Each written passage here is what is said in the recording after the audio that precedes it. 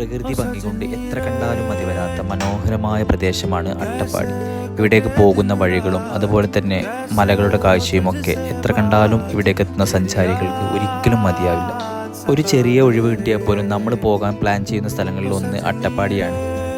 കാരണം ഇവിടെ അത്രത്തോളം സ്ഥലങ്ങൾ കാണാനുണ്ട്. മനോഹരമായ വ്യൂ പോയിന്റുകൾ ഒരുപാടുള്ള പ്രദേശം കൂടിയാണ് അട്ടപ്പാടി. പ്രത്യേകിച്ച് മഴക്കാലത്ത് അട്ടപ്പാടിയിലേക്കുള്ള യാത്ര അത് വല്ലാത്തൊരു ഫീലാണ്.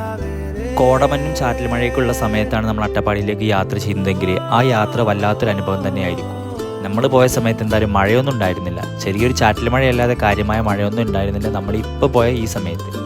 എന്തായാലും ഇത്തവണ അട്ടപ്പാടി പോയ സമയത്ത് ഒരുപാട് സ്ഥലങ്ങൾ നമ്മൾ സന്ദർശിച്ചു. ഓരോ ദിവസവും വിവിധ പ്രദേശങ്ങളിൽ നിന്ന് ഒട്ടനവധി വിനോദസഞ്ചാരികൾ എത്തുന്ന ഒരു പ്രദേശം കൂടിയാണ് അട്ടപ്പാടി. എന്തായാലും നിങ്ങൾക്ക് ഇഷ്ടപ്പെട്ട അട്ടപ്പാടിയിലെ ഒരു സ്ഥലം ഒന്ന് കമൻറ്റ് ബോക്സിൽ മെൻഷൻ ചെയ്തേക്കൂ. അടുത്ത നമ്മുടെ യാത്രയും വീഡിയോ ഒക്കെ അവിടെ നിന്നായിരിക്കും. അപ്പോൾ ഓക്കെ, ബൈ.